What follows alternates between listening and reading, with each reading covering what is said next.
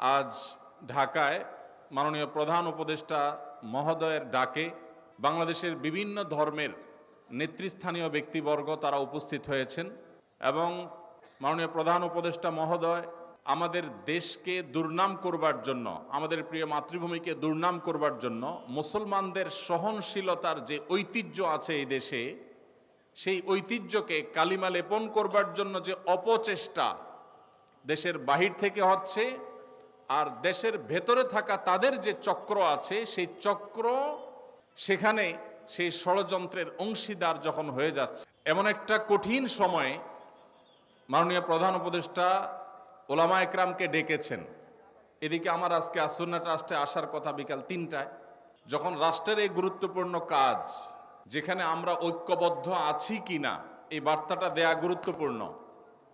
আমাদের বিষয়ে আমাদের পার্শ্ববর্তী দেশের বিভিন্ন ভুইফোড় গণমাধ্যম, না বলে বলতে হবে বিভিন্ন প্রচার মাধ্যম, বিভিন্ন ইউটিউবার, তারা যখন আমাদের এই প্রিয় স্বদেশ, আমাদের এই প্রিয় ছোট্ট মাতৃভূমি, যে মাতৃভূমিতে আমরা এদেশের মুসলমানরা তাদের ধৈর্য এবং সহনশীলতা দিয়ে তারা এদেশের অন্যান্য ধর্মাবলম্বী ভাইদেরকে বোনদেরকে আগলে রেখেছেন, তাদেরকে এখানে নিজেদের মতো করে বেড়ে ওঠার পূর্ণ স্বাধীনতা এখানে মুসলমানরা প্রত্যেকে যার যার থেকে দেওয়ার চেষ্টা করে চলেছেন। মুসলমানদের এই ঐতিহ্য, তাদের এই সুনাম, তাদের এই সুন্দর আচরণ, তাদের এই ধর্মীয় সম্প্রীতিকে কালিমা লেপন করার যে চেষ্টা চলছে, সেই চেষ্টাকে নস্যাৎ করবার জন্য, সে অপচেষ্টাকে নস্যাৎ করবার জন্য এবং মুসলমানদের মধ্যে যে উদারতা রয়েছে অন্যান্য ধর্মাবলম্বীদের ব্যাপারে, সে বিষয়ে বার্তা দেবার জন্য, অন্য ধর্মাবলম্বী যারা এই দেশে আছেন তারা যে আসলে ভালো আছেন, তাদের ব্যাপারে যে প্রপাগান্ডা চালানো হয় সেগুলো যে মিথ্যা এবং গুজব, সে বিষয়ে তাদের মতামত গ্রহণ করবার জন্য আজ আমরা একত্র হয়েছি। আজ আমাদের এই প্রিয় স্বদেশকে দুর্নাম করবার জন্য যারা যেভাবে চক্রান্তে লিপ্ত, এই দেশের মানুষের খেয়ে, এদেশের মানুষের পরে, এদেশের মানুষের টাকায় চলে কিছু মিডিয়াও তাদের দোসরের ভূমিকায় অবতীর্ণ হয়েছে। এই দুষ্ট চক্র যারা আমাদের এই ঐক্যবদ্ধ বাংলাদেশকে বিভক্ত করতে চায়, দুর্নাম করতে চায়, তাদের সে অপচেষ্টাকে নস্যাৎ করবার জন্য আমরা এদেশের মানুষ বিভিন্ন বিষয়ে, আপনার সাথে আমার মতামত পার্থক্য থাকতে পারে, ভিন্নমত থাকতে পারে, কিন্তু আমাদের দেশের স্বাধীনতা, সার্বভৌমত্ব, আমাদের দেশের জাতীয় স্বার্থ রক্ষার ক্ষেত্রে আমরা সবাই ঐক্যবদ্ধ। এই বার্তাটি দেওয়ার জন্য আজ তিনি আমাদের ডেকেছিলেন, সেখানে আমরা একত্র হয়েছি এবং সেই কারণেই আমার আসলে এখানে আসতে একটু দেরি হয়েছে। তো ডক্টর খন্দকার আব্দুল্লাহ জাহাঙ্গীর রহমাহুল্লাহর কথা মনে পড়েছে আমার, এই যখনই ঐক্যবদ্ধ জাতি গঠন করার প্রশ্ন উঠেছে তখনই মনে পড়েছে স্যারকে, এই জন্য যে আজ থেকে 15 বছর 20 বছর আগে এই দেশে ঐক্যের যে ডাক, আলেম সমাজের মধ্যে সবচেয়ে কার্যকর ঐক্যের ডাক যিনি দিয়েছিলেন, সেই মানুষটির নাম হলো ডক্টর খন্দকার আব্দুল্লাহ জাহাঙ্গীর রহমাহুল্লাহ। স্যার যখন ঐক্যের কথা বলেছেন, তিনি যখন ইত্তেহাদ মাআল ইখতিলাফ, তার সেই প্রসিদ্ধ উক্তি ইত্তেহাদ মাআল ইখতিলাফ, বৈচিত্র্যময় ঐক্য, আপনার সাথে আমার 10টা বিষয়ে মতপার্থক্য আছে কিন্তু 100টা বিষয়ে আমরা একমত আছি, যে বিষয়ে একমত আছি ওই বিষয়ে আমরা একযোগে কাজ করি, ভিন্ন মত রেখেও আমরা একসাথে চলতে পারি, এই চিন্তা, এই দর্শন ডক্টর খন্দকার আব্দুল জাহাঙ্গীর রহমাহুল্লাহ মাহফিলে, সেমিনারে, ইউনিভার্সিটিতে, ক্লাসে, বই পুস্তকে, তার লিফলেটে তিনি দিয়ে গেছেন। আজ তার বিদায়ের এত বছর পরও জাতি যখন ঐক্যবদ্ধ হওয়ার প্রয়োজন দেখা দিয়েছে, আমাদের জাতীয় স্বার্থে ভিন্ন ভিন্ন মতের মানুষ হয়েও আমরা যখন ঐক্যবদ্ধ হওয়ার প্রশ্ন এসেছে, তখন ডক্টর খন্দকার আব্দুল্লাহ জাহাঙ্গীর রহমাহুল্লাহর নাম সবার আগে মনে পড়েছে। কারণ এই সেই মানুষ যিনি আমাদের মধ্যকার মত বিরোধগুলোকে কমিয়ে সেগুলোকে সম্মানজনকভাবে সুন্দরতম উপায়ে মত ভিন্নতার একটা প্রশংসনীয় জায়গায় আনার চেষ্টা করেছেন। আল্লাহরে বান্দা, তার সারা জীবন চেষ্টা করেছেন এ বিষয়ে। আল্লাহ রাব্বুল আলামিন তার কবরকে নূরে নূরান্বিত করে দিন। আল্লাহ রাব্বুল আলামিন স্যারের সমস্ত ভুল ত্রুটি মাফ করে তাকে জান্নাতুল ফেরদাউসের মেহমান হিসাবে কবুল করে নিন। আল্লাহ তাআলা স্যারের এই একমাত্র পুত্র এবং স্যারের প্রতিষ্ঠিত আস-সুন্নাহ ট্রাস্টের চেয়ারম্যান মহোদয়কে আল্লাহ তাআলা স্যারের মতো যোগ্যতা সম্পন্ন মানুষ হিসাবে কবুল এবং মঞ্জুর করে দিন। ভাইরা আমার, আমাদের এই প্রিয় স্বদেশে ছোট্ট একটা জায়গা, নানান মতের মানুষ, নানান পথের মানুষ আমরা থাকি, এত চিন্তার মানুষ আছি। এই যে এই মাহফিলে আমরা এত মানুষ আছি, আমাদের মধ্যেও সবাই কি সব বিষয়ে একমত আছি? অনেক বিষয় আমাদের মধ্যে ভিন্নমত আছে না? কিন্তু ভিন্নমত থাকা সত্ত্বেও কিছু বিষয় এক, আমাদের আল্লাহ এক। কোনো ভিন্নমত আছে? আমাদের রাসূল সাল্লাল্লাহু আলাইহি ওয়াসাল্লাম, আমাদের কোরআন, আমাদের হাদিস, আমাদের ঐক্যের যে জায়গাগুলো, সেগুলো যদি একটা একটা করে আমরা তালিকা করি, আমরা দেখব মতপার্থক্য যদি আমাদের একজনের সাথে অন্যজনের 10টা 20টা বা 50টা বিষয় হয়, মতৈক্য রয়েছে আমাদের তার চাইতে বহুগুণ বেশি। আপনার সাথে আমার যদি 2, 4, 5, 10টা বিষয়ে মতপার্থক্যের কারণে আপনি আমার থেকে দূরে যাওয়াটা গুরুত্বপূর্ণ মনে করেন, জরুরি মনে করেন, তাহলে শত শত বিষয়ে যে আমরা একমত আছি, সেই কারণে কেন আমরা একে অন্যের কাছে আসতে পারছি না? ভাইরা আমার, আজ গোটা পৃথিবীতে আমরা মুসলমানরা যতটা পিছিয়ে আছি, যতটা দুর্বল আছি, বিভিন্ন জায়গায় জায়গায় আজ আমাদের মুসলমানদের উপরে যে নির্যাতন এবং জুলুম চলছে, আমাদের বিরুদ্ধে যে মিথ্যা প্রপাগান্ডা চলছে, সারা পৃথিবীর যেদিকে তাকাবেন সবচেয়ে বেশি মায়ের আমরাই খাচ্ছি, আবার দুর্নামের ভাগীদারও আমাদেরকেই হতে হচ্ছে। এর অন্যতম বড় কারণ হলো আমাদের অনৈক্য, আমাদের বিভেদ, আমাদের মতো বিরোধ, আমাদের একে অন্যের বিরোধিতা করা। আজ এই প্রেক্ষাপটে অন্তত আমাদেরকে ঐক্যবদ্ধ হতে হবে, ঐক্যের গুরুত্ব আমাদেরকে অনুধাবন করতে হবে। আমাদের ঐক্যের যে ফর্মুলা ডক্টর আব্দুল্লাহ জাহাঙ্গীর রহমাল্লাহ দিয়ে গেছেন, সেটা মূলত তার দেওয়া না। তিনি নিজে এই ফর্মুলা দিয়েছেন কোরআন থেকে, তিনি এই ফর্মুলা দিয়েছেন প্রিয় নবী সাল্লাল্লাহু আলাইহি সাল্লামের হাদিস থেকে। প্রিয় ভাইরা আমার, আজ আমাদের জাতীয় সংকটে যখন আমাদের দেশকে, এদেশের মানুষকে বিশ্ব দরবারে আমাদেরকে অসহিষ্ণু হিসাবে, আমাদের মধ্যে সম্প্রীতির অভাব আছে এই হিসেবে যখন চিত্রায়িত করার অপচেষ্টা করা হচ্ছে, আমরা যারা মুসলমান আছি, সংখ্যায় যারা আমরা এদেশের নাগরিকদের মধ্যে বেশিরভাগ আমরা মুসলমান আছি, আমাদের দায়িত্ব হয়ে গেছে বিশ্বকে দেখিয়ে দেওয়া যে আমরা ভিন্ন মতের মানুষদের প্রতি আমাদের সহিষ্ণুতা, আমাদের ধৈর্যশীলতার যে দৃষ্টান্ত স্থাপন করতে পারি। সভ্য পৃথিবীর বহু দেশ আছে যারা রীতিমতো আমাদেরকে সবক দেয়, সংখ্যালঘুদের অধিকারের কথা স্মরণ করায় দেয়। তাদের চাইতে আল্লাহ তাআলা আমাদেরকে সহিষ্ণুতা, ধৈর্যশীলতার ক্ষেত্রে অন্তত এক ধাপ হলেও এগিয়ে রেখেছেন, আলহামদুলিল্লাহ। আপনারা দেখেছেন বিগত আমলের শেষের দিকে ফরিদপুরের একটা সম্ভবত মসজিদ নির্মাণকে কেন্দ্র করে বা কোন একটা স্থাপনাকে নির্মাণকে কেন্দ্র করে দুজন শ্রমিক, তাদেরকে অন্য ধর্মাবলম্বী একজন তথাকথিত জনপ্রতিনিধি নির্মমভাবে একটা প্রপাগান্ডা ছড়িয়ে গণপিটুনি দিয়ে একরকম তাদেরকে নির্মমভাবে হত্যা করা হলো। সেই ঘটনায় আপনারা লক্ষ্য করেছেন, আপনাদের মনে থাকার কথা, সারা দেশে ওলামা একরাম এই রকম দায়িত্বশীলতার পরিচয় দিয়েছেন যে ওই ঘটনার জেরে পাল্টা হামলা, দাঙ্গা, কোন প্রকার অশান্তি এদেশের মাটিতে চুল পরিমাণ হতে দেন নাই ওলামা একরাম। শক্ত হাতে ঢাকা থেকে আমার মনে আছে দায়িত্বশীল ওলামা একরামের একটার পর একটা প্রতিনিধি দল এসেছেন, তারা স্থানীয় লোকদের সাথে বসেছেন, ভিজিট করেছেন এবং মানুষকে তারা শান্ত রেখেছেন। ওলামা একরাম যদি চুল পরিমাণ একটু ইন্ধন দিয়ে দিতেন তাহলে মেসাকার হয়ে যেত। আপনারা দেখেছেন কয়দিন আগে তরুণ আইনজীবী সাইফুল ইসলাম আলিফকে নির্মমভাবে দিনের আলোতে অত্যন্ত নৃশংসভাবে তাকে হত্যা করা হলো। সাধারণ মুসলমানরা জানেন, মুসলমান হওয়ার কারণে, দ্বীনি চেতনার কারণে, তার পেশাগত দায়িত্ব পালন করতে গিয়ে তাকে এই নির্মম খুনের শিকার হতে হলো। এত বড় একটা ঘটনার পর আপনারা দেখেছেন এদেশের সর্বোচ্চ পর্যায় থেকে নিয়ে একেবারে রুট লেভেল পর্যন্ত ওলামা একরাম সর্বসাধারণকে শান্ত থাকতে বলেছেন। এরকম একটা পরিস্থিতি যেখানে ক্ষোভে ফুসে উঠছে মানুষ, সেখানে ওলামা একরাম মানুষকে শান্ত থাকার কথা বলেছেন। এবং ওলামা একরামের আহ্বানে সাড়া দিয়ে সারা দেশে আলহামদুলিল্লাহ একটি চুল পরিমাণ অনাকাঙ্ক্ষিত ঘটনা ঘটেছে বলে কেউ দেখাতে পারবে না।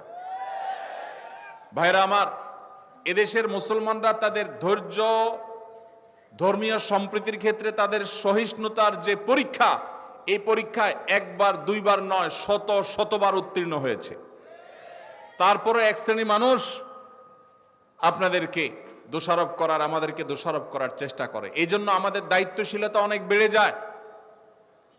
আল্লাহ রাব্বুল আলামিন কোরআনে হাকিমে আমাদেরকে সেই দর্শন দিয়েছেন, যে দর্শনে আমরা আমাদের বিশুদ্ধ আকীদা, তাওহীদের বিশ্বাসের কথা প্রচার করব, সেটাকে নিজেদের মধ্যে ধারণ করব। আমাদের আকীদা, আমাদের মানহাজ, আমাদের বিশ্বাস, আমাদের ঈমানের মধ্যে চুল পরিমাণ আমরা ছাড় দেব না, কম্প্রোমাইজ করব না। কিন্তু একই সাথে যারা ভিন্ন মত পোষণ করছেন, যারা অন্য ধর্মাবলম্বী আছেন, তাদেরকেও আমাদের আকীদা, আমাদের বিশ্বাস গ্রহণ করতে, ধারণ করতে আমরা বাধ্য করব না। কারণ আমরা সেই ধর্মের অনুসারী যেই ধর্ম বলেছে লা ইকরাহা ফিদ্দীন, লা ইকরাহা ফিদ্দীন। ধর্ম গ্রহণ করার ক্ষেত্রে কোনো বাড়াবাড়ি করা, জবরদস্তি করা যাবে, কোনো জবরদস্তি করে কাউকে কোনো ধর্ম গ্রহণ করানো যাবে না। আমরা সেই নবীর উম্মত, যেই নবী মক্কা বিজয়ের পর মক্কার মুশরিক সহ সর্বস্তরের মানুষকে বলেছেন ইযহাবু আনতুমুত তুলাকা লা তাসরিবা আলাইকুমুল ইয়াউম, যাও আজ তোমরা সবাই মুক্ত, কোনো প্রতিশোধ গ্রহণ করা হবে না। আমরা সেই নবীর উম্মত, যে নবী আমাদেরকে সহনশীলতা শিক্ষা দিয়েছেন। অতএব আমরা সব সময় লক্ষ্য রাখব যে এদেশের কোনো অন্য ধর্মাবলম্বীরা তাদের ধর্ম পালন করতে গিয়ে কোনো প্রকার বাধার সম্মুখীন হবে না। আমরা আমাদের তাওহীদে বিশ্বাসী থাকব, তাওহীদের প্রচার করব, তাতে কোনো কার্পণ্য করব না। শিরক থেকে একজন মুসলমান কোরআনের নির্দেশের কারণে, নবী সাল্লাল্লাহু আলাইহি সাল্লামের নির্দেশের কারণে তিনি শত সহস্র মাইল যোজন দূরে তিনি থাকবেন, তার আকীদা মানহাজকে তিনি পরিচ্ছন্ন পবিত্র রাখবেন। কিন্তু একই সাথে অন্য ধর্মের মানুষকে কখনো আমাদের ধর্ম গ্রহণ করতে আমরা যেরকম বাধ্য করব না, তাদের ধর্ম পালনেও তাদেরকে আমরা বাধা দিব না। ইসলাম আমাদেরকে বাড়াবাড়ি করতে বলে না, ছাড়াছাড়ি করতেও বলে না। ইসলামের মতো এই সুমহান জীবন দর্শন, এটি যদি পৃথিবীর কোন সমাজে প্রতিষ্ঠিত থাকে, সেই সমাজের মুসলিমরা তো বটেই, অন্য ধর্মাবলম্বীরাও নিরাপদে থাকবে। কারণ নবী করিম সাল্লাল্লাহু আলাইহি সাল্লাম একজন জিম্মি অমুসলিমকে যদি কেউ অন্যায়ভাবে হত্যা করে, ওই ব্যক্তি জান্নাতের ঘ্রাণও পাবে না। সে ঐতিহাসিক বক্তব্য নবী সাল্লাল্লাহু আলাইহি সাল্লাম দিয়েছেন, তার হাদিসে আছে। অতএব আমাদের মুসলমানদের সহনশীলতা আর ধৈর্যশীলতা, এটা গোটা পৃথিবীর মানুষের কাছে শতবার, হাজারোবার পরীক্ষিত এবং প্রমাণিত হয়েছে। আল্লাহ রাব্বুল আলামিন আমাদের এই সুনাম, আমাদের এই ঐতিহ্য, আমাদের এই সুখ্যাতি, কোরআন এবং হাদিসের এই শিক্ষাকে আমাদের জীবনে আল্লাহ তাআলা ধারণ করার তৌফিক নসিব করুন। ভাইরা আমার, আমাদের সমাজে আমরা দেখি কিছু মানুষ অন্য ধর্মাবলম্বীদের প্রতি তারা তথাকথিত সম্প্রীতি দেখাতে গিয়ে তাদের ঈমান, তাদের আকীদা, তাদের বিশ্বাসকে তারা কোরবান করে দেয়, সেগুলোকে তারা শেষ করে ফেলে। আবার অনেকে আছেন যারা হয়তো বাড়াবাড়িতে লিপ্ত। আল্লাহ রাব্বুল আলামিন আমাদেরকে যে সিরাতে মুস্তাকিম দিয়েছেন, সেখানে না বাড়াবাড়ির কোনো সুযোগ আছে, না ছাড়াছাড়ির কোনো সুযোগ আছে। আমরা মুসলমানরা যদি কোরআন এবং হাদিসের উপরে অটল অবিচল থাকি, মুহাম্মদ সাল্লাল্লাহু আলাইহি সাল্লামের জীবন দর্শনের উপরে যদি আমরা প্রতিষ্ঠিত থাকি, তাহলে এই গোটা পৃথিবী শান্তিতে পরিপূর্ণ হয়ে যাবে। মুসলমানরাই শুধু শান্তিতে থাকবে না, অন্যরাও নিরাপদে থাকবে, কেউ কাউকে ডিস্টার্ব করবে না। আমরা সেই নবীর উম্মত, যেই নবী মক্কা বিজয়ের পর মক্কার মুশরিকদেরকে ইসলাম গ্রহণ করতে বাধ্য করেননি, জোর করেননি, জবরদস্তি করেননি। মদিনায় আসার পর যখন মদিনা রাষ্ট্র গঠন করেছেন, সেখানকার ইহুদিদেরকেও ইসলাম গ্রহণ করতে বাধ্য করেননি। আমরা সেই দিনের অনুসারী, যে দিন আমাদেরকে সবচেয়ে বেশি সহনশীলতা শিখিয়েছে। আল্লাহ তাআলা আমাদের সবাইকে আমাদের জীবনের সব ক্ষেত্রে এই সহনশীলতাকে ধরে রাখার তৌফিক নসিব করুন। ভাইরা আমার, আমাদের মুসলমান হিসাবে আমাদের মধ্যেও নানা ছোটখাটো বিষয় নিয়ে মতপার্থক্য আছে, বড় কোনো বিষয়ে মতপার্থক্য নেই। আমি যেটি বলছিলাম, আমাদের আল্লাহ এক, এটা নিয়ে মতপার্থক্য নাই। আমাদের রাসূল এক, সেটা নিয়ে কোনো মতপার্থক্য নাই। আমাদের কোরআন এবং হাদিস নিয়েও তেমন উল্লেখযোগ্য মতপার্থক্য নেই। 5 ওয়াক্ত নামাজ আল্লাহ ফরজ করেছেন, সেটা নিয়েও মতপার্থক্য নেই। আরকানে ইসলাম নিয়েও মতপার্থক্য নেই। আরকানে ঈমান নিয়েও মতপার্থক্য নেই। আমাদের মতপার্থক্য যেগুলো আছে সেগুলো খুব ছোটখাটো বিষয়। এগুলো নিয়ে এলাকায় এলাকায়, মসজিদে মসজিদে, বিভিন্ন জায়গায় আমরা যেন আমাদের সৌহার্দ্যের, সম্প্রীতির সর্বোচ্চ নজির স্থাপন করি, এই কাজটাই জীবন জুড়ে করে গেছেন ডক্টর খন্দকার আব্দুল্লাহ জাহাঙ্গীর রাহিমাহুল্লাহ। স্যার যখন এই কাজ করেছেন, তখন এই কাজটার যথার্থতা, এটার যৌক্তিকতা বা এটার প্রয়োজনীয়তা, এটার অপরিহার্যতা আমরা এতটা উপলব্ধি করি নেই। দিন যত গত হচ্ছে, আল্লাহরে বান্দাকে আমরা হারিয়ে ফেলেছি, সেই দিনগুলো যত অতিবাহিত হচ্ছে, তত বেশি আমাদের কাছে মনে হচ্ছে যে তিনি, আল্লাহ রাব্বুল আলামিন তাকে এমন এক মানুষ করে তৈরি করেছেন। আমাদের মাওলানা মামুনুল হক সাহেব হাফিজাহুল্লাহ একটা কথা ডক্টর আব্দুল্লাহ জাহাঙ্গীর রাহিমাহুল্লাহ সম্পর্কে বলেন। এই আসুনা ট্রাস্টের স্যারের ওয়াফাতের পর এখানকার স্টুডিওতে বসে বলে গেছিলেন যে ডক্টর আব্দুল্লাহ জাহাঙ্গীর রাহিমাহুল্লাহ ছিলেন এমন একজন মানুষ যিনি সময়ের চাইতে এগিয়ে থাকা মানুষ ছিলেন। সময়ের চাইতে এগিয়ে থাকা মানুষ ছিলেন। আল্লাহ তাআলা তাকে সে দূরদৃষ্টি দান করেছিলেন। আল্লাহ রাব্বুল আলামিন স্যারের সে মিশনকে, স্যারের সে স্বপ্নকে, স্যারের প্রতিষ্ঠিত এই আসুন্নাহ ট্রাস্ট, জেনেদা আসুন্নাহ ট্রাস্ট, এটার মাধ্যমে আল্লাহ তাআলা কবুল এবং মঞ্জুর করুন, পরিপূর্ণ করার তৌফিক নসিব করুন। ভাইরা আমার, আমরা আজকের এই মাহফিল থেকে আমাদের ব্যক্তিগত জীবনে, আমাদের দ্বীনি জীবনে, এমনকি আমাদের সামাজিক জীবনে অন্য ধর্মাবলম্বীদের মানুষদের সাথেও আমরা সবর, সহনশীলতা এবং ধৈর্যের পরিচয় দেব, চেষ্টা করব তো ইনশাআল্লাহ। ভাইরা আমার, আমরা যখন আমাদের নিজেদের মধ্যে মসজিদের অভ্যন্তরে ভিন্ন মতের কোনো মানুষ দেখব, ডক্টর খন্দকার আব্দুল্লাহ জাহাঙ্গীর রাহিমাহুল্লাহ সেই ঐতিহাসিক বক্তব্য আপনাদের নিশ্চয়ই অনেকেরই শোনা আছে। স্যার বলেছিলেন যে আপনার পাশে কোনো হারাম ভক্ষণকারী ব্যক্তি, ধূমপানকারী ব্যক্তি, কোনো হারামে লিপ্ত ব্যক্তি আপনার পাশে দাঁড়িয়ে মসজিদে নামাজ পড়তে পারে, তাহলে আপনার ভিন্ন মতের মুসলমান ভাই, যার সাথে আপনার মৌলিক সব বিষয়ে এক ঐক্যমত রয়েছে, কিছু কিছু বিষয় মত পার্থক্য রয়েছে, এরকম কোর এবং বড় বড় কবিরা গুনাহ বিষয় মত পার্থক্য নেই, সে ভাইটি আপনার পাশে দাঁড়াতে অসুবিধা কেন?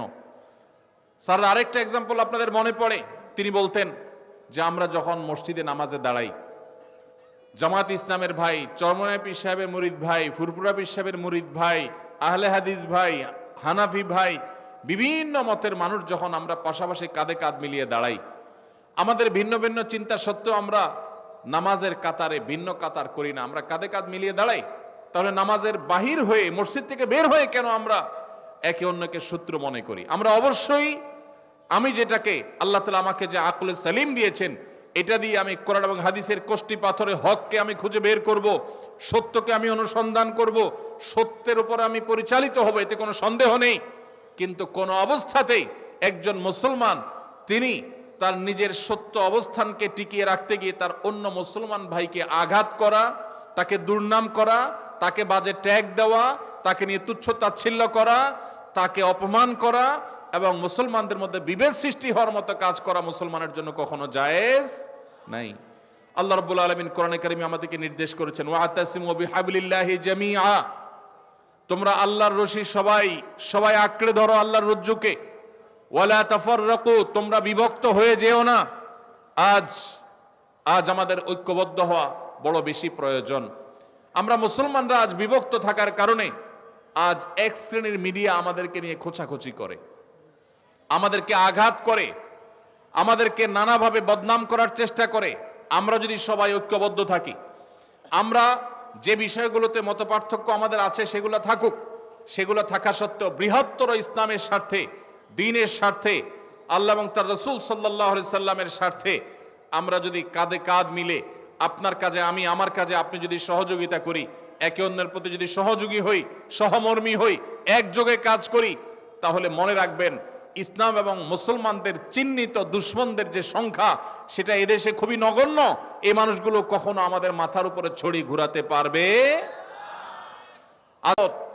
একটি কালচার আমাদের দেশে চলে আসছে, সেটি হলো হাতে গোনা যাবে এরকম কিছু মানুষ এদেশের ধর্মপ্রাণ মানুষদের উপরে তাদের শাসনের নামে শোষণ চালিয়ে যাচ্ছে। তারাই ন্যারেটিভ দাঁড় করায়, তারাই বিভিন্ন ব্যাখ্যা দাঁড় করায়, বিভিন্ন বয়ান হাজির করে। তারা আমাদেরকে এক এক সময় এক এক ট্যাগ লাগিয়ে নানা সময় কোণঠাসা করে রাখে। কখনো জঙ্গি বলে গালি দেয়, কখনো উগ্রবাদী বলে গালি দেয়, কখনো রাজাকার বলে গালি দেয়। আমাদের বিরুদ্ধে বিভিন্ন ন্যারেটিভ দাঁড় করিয়ে ইসলাম এবং মুসলমানদেরকে কোণঠাসা করার চেষ্টা করে।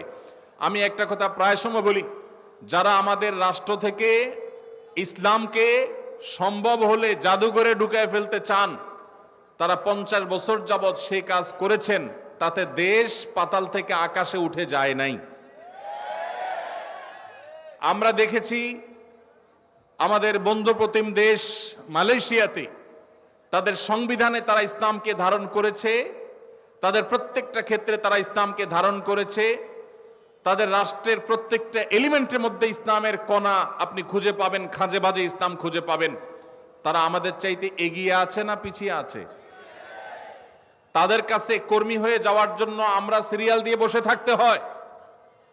আজ ধর্মকে দূর দূর করা মানুষগুলো 50 বছরে আমাদেরকে তাদের লেভেলে নিয়ে যেতে পারে নাই। এই দেশে বহু আগের জরিপ অনুযায়ী 3 লক্ষের বেশি মসজিদ ছিল, এখন সেটা হয়তো 4 লক্ষে পৌঁছেছে।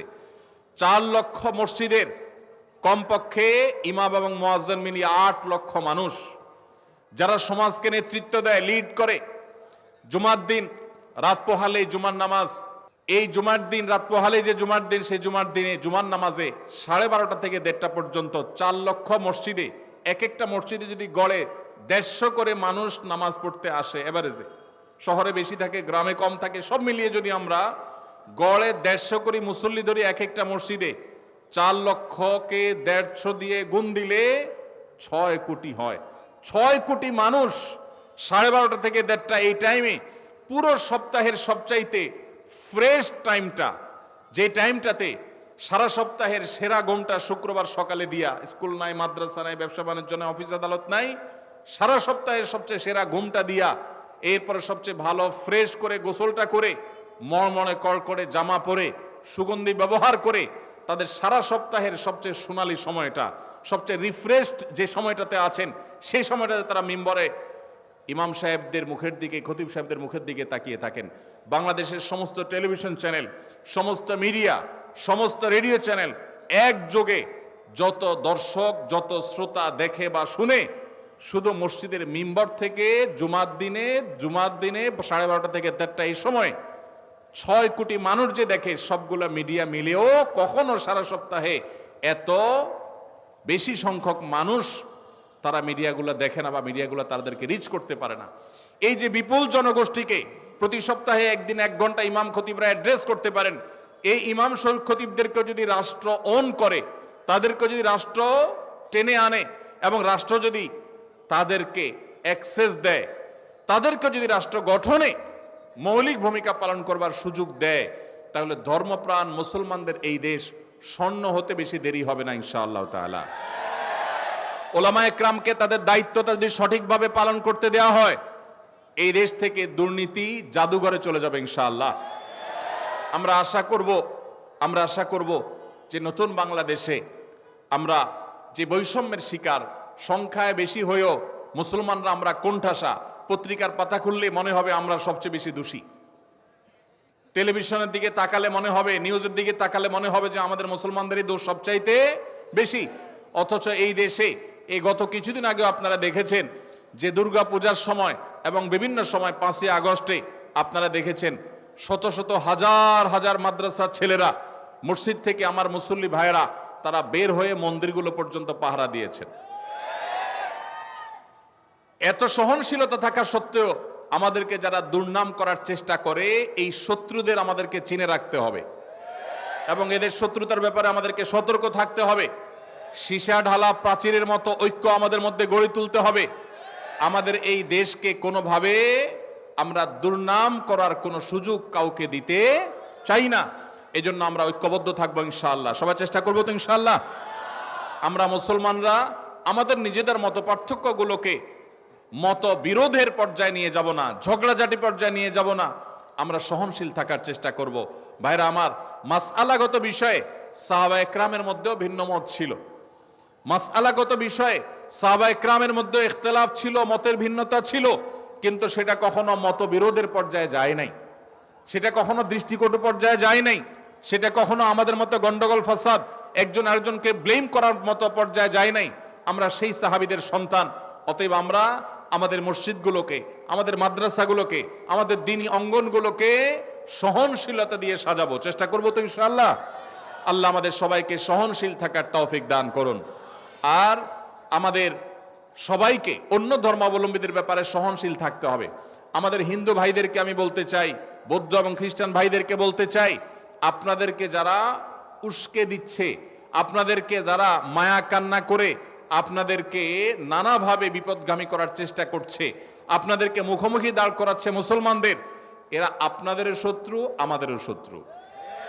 এরা এ দেশের শত্রু, এই মাটির শত্রু। এবং এরা কখনো আপনাদেরকে ধর্মীয় কারণে আপনাদের প্রতি সিম্পেথি দেখাচ্ছে না, এরা রাজনৈতিক কারণে আপনাদের প্রতি সিম্পেথি দেখাচ্ছে। অতএব আমাদের জায়গা থেকে আমাদের সতর্ক থাকতে হবে, কোনোভাবে আমাদের এদেশের সাম্প্রদায়িক সম্প্রীতির যে উজ্জ্বল অতীত আছে, ঐতিহ্য আছে, এই ঐতিহ্যকে কখনো কালিমা লেপন করতে দেওয়া।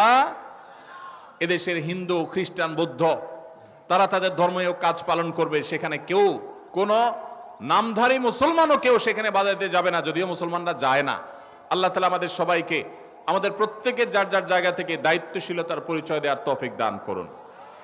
আজ জাতীয় ঐক্যের যে ডাক দেয়া হচ্ছে, এই ডাক শুনে বারবার কেন ডক্টর খন্দকার আব্দুল্লাহ জাহাঙ্গীর রহমাহুল্লাহর কথা মনে পড়ে? কারণ স্যার রহিমাহুল্লাহ সেই মানুষ ছিলেন, যেই মানুষ এদেশের মুসলমানদের মধ্যে যে ছোটখাটো বিভক্তি বা অনৈক্য আছে সেগুলা দূর করার জন্য রাত দিন সারাক্ষণ তিনি পরিশ্রম করে গেছেন। তিনি এদেশের প্রমিনেন্ট ওলামায়ে কেরামদেরকে বিভিন্ন সময় একত্র করেছেন এবং তাদের মধ্যকার দূরত্ব কিভাবে কমানো যায় তার জন্য তিনি সচেষ্ট ছিলেন এবং তিনি চেষ্টা করেছেন। আল্লাহ রাব্বুল আলামিন স্যারের এই কবরকে নূরে নূরান্বিত করে দিন এবং স্যারের এই প্রতিষ্ঠানকে আল্লাহ রাব্বুল আলামিন ভরপুর কামিয়াব এবং কবুল করবেন, আমিন। ভাইরা আমার, আমাদেরকে সবর এবং ধৈর্যের পরীক্ষা উত্তীর্ণ হইতে হবে। ধর্মীয় কারণেও যদি আপনি ধৈর্য হারা হয়ে যান, সওয়াবের পরিবর্তে গুনাহগার আপনি হবেন। আর যদি আপনি ধৈর্য ধারণ করতে পারেন, নিজেকে সংবরণ করতে পারেন, সহনশীল হইতে পারেন, তো মনে রাখবেন আল্লাহ রাব্বুল আলামিন কোরআনে কারিমে বলেছেন, ইন্নামা ইউওয়াফাস সাবিরুনা আজরাহুম বিগাইরি হিসাব। যারা ধৈর্যশীল তাদের হিসেব ছাড়া আল্লাহ রাব্বুল আলামিন বিনিময় দিবেন। কি ছাড়া বিনিময় দিবেন? হিসেব ছাড়া বিনিময় দিবেন। আল্লাহ রাব্বুল আলামিন আমাদের সবাইকে ধৈর্যের সর্বোচ্চ পরাকাষ্ঠা প্রদর্শন করার তৌফিক দান করুন।